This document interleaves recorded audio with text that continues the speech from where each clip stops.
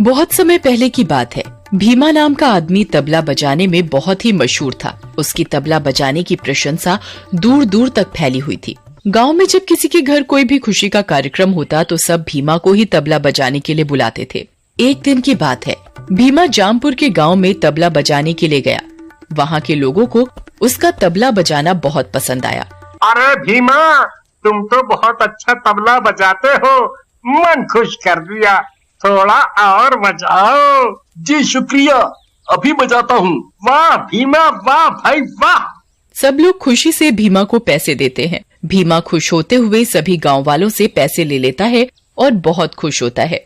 आज तो तबला बजाकर बहुत ही अच्छी कमाई हो गई। घर जाकर ये सारे पैसे राधा को दूंगा, वो बहुत ही खुश होगी। घर पहुंचकर, राधा, ये लो आज की कमाई। इतने सारे पैसे, अब तो हम जल्दी ही अमीर बन जाएंगे। हाँ हाँ जरूर। सबसे पहले तुम मेरे लिए सोने के कंगन बनवाना। मेरा सोने के कंगन पहनने का बहुत मन है। अच्छा बाबा, जो तुम्हारा मन हो वो बनवा लेना। और अगली सुबह भीमा फिर पास के गांव में तबला बजाने के लिए जाता है। वो गांव जाकर तबला बजाता है। सभी लोग उसके तबले की तारीफ करते हैं और उसे अच्छे खासे पैसे देते हैं। तभी गांव का मुखिया भीमा को बुलाता है। भीमा, कल मेरे घर मेरी इकलौती बेटी नीता की शादी है और तुम्हें उसकी शादी में तबला बजाना है। जी मालिक, जरूर बजाऊंगा। देखो भीमा, कल मेरी बेटी नीता की शादी है और तबला बजाने में कोई भी गलती नहीं होनी चाहिए। मेरी बेटी की शादी में दूर दूर से सभी रिश्तेदार आएंगे, समझे? मालिक, कोई भी गलती नहीं होगी। और भीमा अपने घर की ओर चल पड़ता है। रास्ते में उसे पेशाब लगता है तो वो एक पेड़ के नीचे खड़े होकर पेशाब करने लगता है। जिस पेड़ के नीचे भीमा पेशाब कर रहा होता है, उस पेड़ पर एक चुड़ैल बैठी थी। तभी भीमा को कुछ आवाज सी आती है। कौन है? कौन है? भीमा डर जाता है और मन ही मन कहता है, अरे राम, ये किसकी आवाज है? और वो जल्दी जल्दी अपना तबला उठाने लगता है। तभी उसके सामने एक चुड़ैल आ जाती है। भीमा बहुत बुरी तरह डर जाता है और वो अपना तबला उठाकर बहुत तेज भागता है। चुड़ैल भी भीमा के तबले में समा जाती है और भीमा को पता ही नहीं चलता। वो जल्दी जल्दी घर आ जाता है। राधा, कहाँ हो तुम? अरे क्या हुआ? तुम इतने घबराए हुए क्यों हो? क्या हुआ? भीमा राधा को सारी बात बताता है। अब क्या होगा रे? चुड़ैल अगर हमारे घर तक आ गई तो? तुम डरो मत, ऐसा कुछ नहीं होगा। और अगले दिन, राधा, जल्दी खाना दो, मुझे मुखिया की बेटी की शादी में जाना है, कहीं देर ना हो जाए। मुखिया को नाराज करना ठीक नहीं होगा। मुखिया अपनी बेटी की शादी में ढेर सारा इनाम भी देंगे ना? हाँ, देंगे। ये कहकर भीमा मुखिया के घर पहुंच जाता है। मुखिया के घर बहुत से रिश्तेदार आए हुए थे। बहुत ही सुंदर सजावट हो रही थी। सब लोग मुखिया के घर शादी में आए हुए थे। घर में हंसी खुशी का माहौल था। भीमा, तुम तबला बजाना शुरू करो। जी मुखिया जी। तभी अचानक मुखिया के घर से चीखने की आवाज आती है। सभी लोग घर के अंदर भागते हैं तो सबकी आंखें फटी की फटी रह जाती हैं। मुखिया की बेटी अपने दोनों कानों पर हाथ रखे हुए थी और जोर जोर से रो रही थी। भीमा के तबले की आवाज मुखिया की बेटी के कानों में बहुत जोरों की लग रही थी। वो जोर जोर से चिल्ला रही थी, बंद करो, बंद करो। तभी मुझे कुछ सुनाई नहीं दे रहा और उसे एक चुड़ैल दिखाई देती है। चुड़ैल को देखकर मुखिया की बेटी की चीख निकल जाती है। चुड़ैल उसके दोनों कान बहरे कर देती है। हाय मेरी बेटी, तुझे ये क्या हुआ? मेरी बेटी, बेटी। मुखिया अपनी बेटी की ऐसी हालत देखकर बहुत दुखी होता है और मुखिया जोर जोर से रोने लगता है।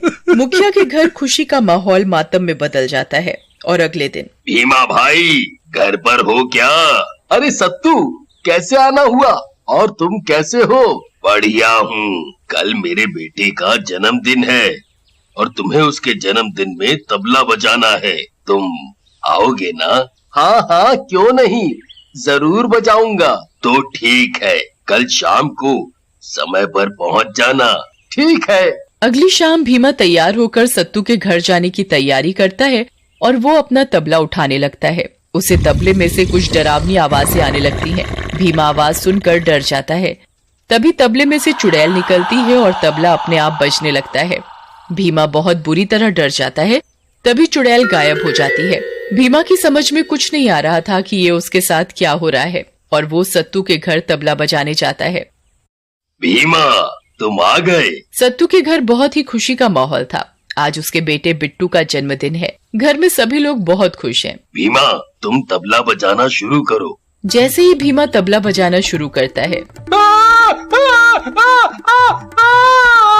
चुड़ैल, चुड़ैल, चुड़ैल।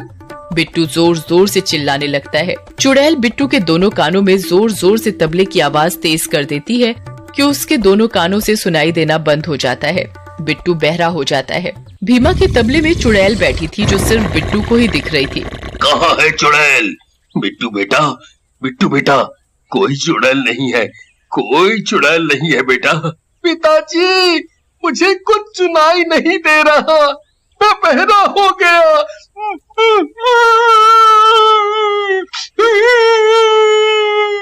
बिट्टू का जन्मदिन दुख में बदल जाता है। हाय मेरा बिट्टू, तुझे क्या हो गया? अभी तो सब कितना ठीक था। बेचारे बिट्टू के साथ बहुत बुरा हुआ। पहले मुखिया की बेटी के साथ ये सब हुआ, अब बिट्टू के साथ ठीक नहीं है। अब बिट्टू के साथ सभी लोग अपने अपने घर चले जाते हैं। कुछ दिनों के बाद गांव में एक प्रतियोगिता का आयोजन था। सभी लोग अपना हुनर दिखाने के लिए उसमें भाग ले रहे थे। क्यों ना मैं भी इस प्रतियोगिता में भाग लूं? जो जीतेगा उसे अच्छा खासा इनाम मिलेगा। भीमा जैसे ही तबला बजाने लगता है, मंच पर बैठे सरपंच के कानों में भीमा के तबले की आवाज जोर जोर से लगने लगती है। भीमा के तबले में बैठी चुड़ैल तबले की आवाज बहुत तेज कर देती है, जिससे सरपंच के दोनों कानों से सुनाई देना बंद हो जाता है। हाय, मर गया रे मेरे कान। अरे कोई सुनो रे, मेरे कानों को क्या हो गया? कोई बचाओ रे, मुझे कुछ सुनाई नहीं दे रहा। सरपंच जी, आप ठीक तो है ना? अरे समझ में नहीं आ रहा, आखिर इस गांव में हो क्या रहा है? जब किसी के यहाँ कोई भी उत्सव होता है तो उसके घर कोई ना कोई बहरा हो जाता है। पहले मुखिया जी की बेटी के साथ ऐसा हुआ, फिर बिट्टू, अब सरपंच जी। मुझे तो लगता है इस गांव पर बहुत बड़ी मुश्किल आने वाली है। तभी गांव का एक आदमी कहता है, मुझे तो यह सब भीमा का करा धरा लगता है। जब भीमा किसी के आयोजन में तबला बजाने जाता है, तब कोई ना कोई बहरा हो जाता है। हाँ, हो, तुम सही बोल रहे हो। हो, अरे भाई, मैंने कुछ नहीं किया, मुझे मत मारो। मैंने कुछ नहीं किया, मुझे कुछ नहीं पता कि ये सब कैसे हो रहा है। मैं तो सिर्फ तबला बजाता हूँ, मेरा इसमें कोई हाथ नहीं है। मुझे जाने दो, मुझे जाने दो।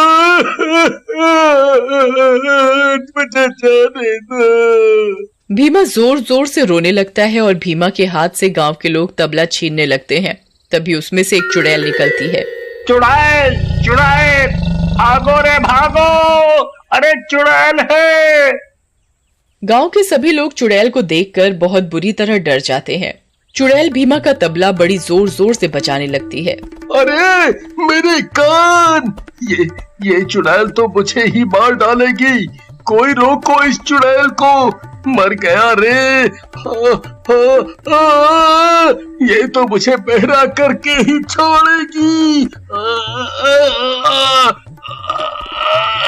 चुड़ैल और जोर से बजाने लगती है। अरे ये चुड़ैल तो हम सबको बहरा कर देगी, कुछ करो। तभी एक आदमी हिम्मत जुटाकर चुड़ैल से तबला छीनने की कोशिश करता है, तो चुड़ैल उसका गला पकड़कर दूर फेंक देती है। तभी एक आदमी एक तांत्रिक को बुलाकर लाता है और उसे तबले की चुड़ैल के बारे में सारी बात बताता है। तांत्रिक कुछ देर आंख बंद कर चुपचाप खड़ा हो जाता है।